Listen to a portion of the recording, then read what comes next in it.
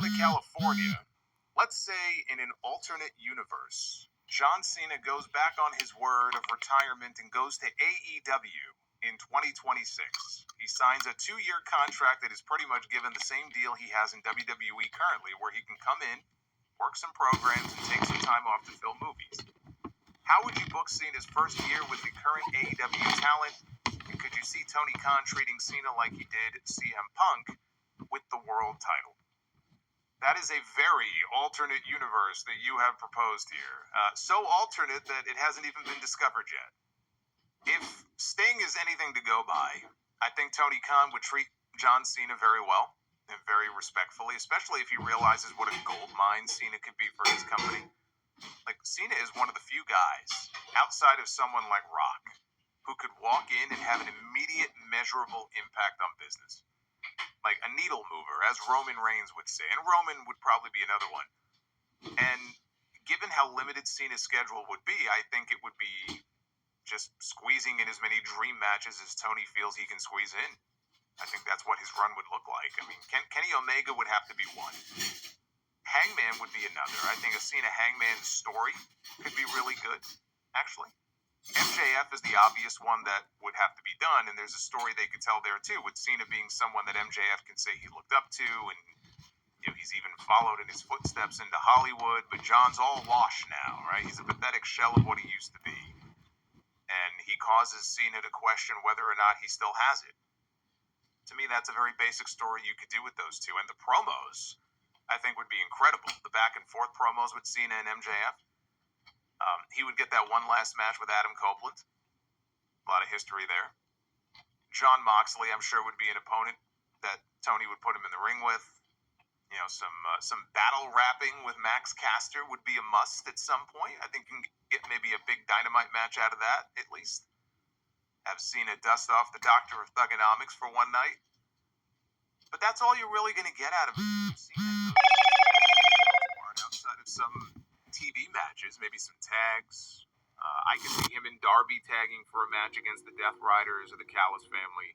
Imagine John Cena and Darby Allin against Okada and Takeshita. I mean, there's some pretty cool matches that you could do with him. I don't think it's going to be a very story-heavy year.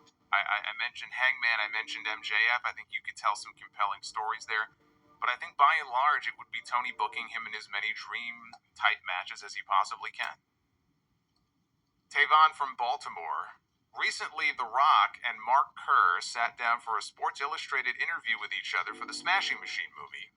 And towards the end of the interview, The Rock talked about some of his greatest opponents, specifically naming Stone Cold Steve Austin, Kurt Angle, Brock Lesnar, and Booker T. Side note, I'm now convinced that Rock and Triple H are at odds with each other, given that Rock didn't name Triple H as one of his greatest opponents, and Triple H didn't mention Rock in his Hall of Fame acceptance speech. I was wondering who you think are Rock's top 5 greatest opponents.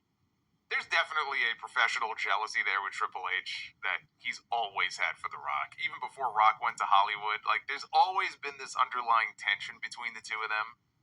Triple H is one of his greatest opponents, absolutely, even if Rock doesn't think so. For me, it's Stone Cold, number 1. I mean, that's easy. Triple H, number 2. Mankind at number 3. Although you could convince me to move him up to number 2.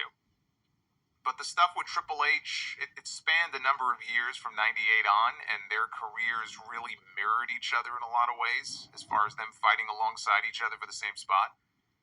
Triple H would be his greatest rival. If you include behind the scenes as well, he would be number 1. But Austin, Triple H, and Foley, those are the top 3. Nobody else really matters after that. That's the core 3. I would probably go with Kurt Angle at number 4.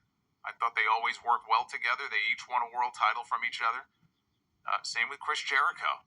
I think Jericho won his first 2 world titles from Rock. And they had some great battles, so maybe, Angle number 4 and then Jericho number 5. William from Calgary. I was watching the Stevie Richards show and the topic of Bret Hart's 5 moves of doom came up.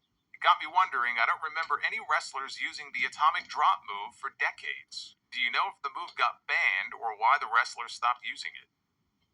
It wasn't banned. The pile driver was banned for a period of time. I kind of wish it still was. I think it's just one of those moves like the bear hug or the back body drop. You don't see too many back body drops anymore, right? They used to happen in every match where it just sort of faded into the past as one of those old school things that isn't part of new school wrestling matches anymore.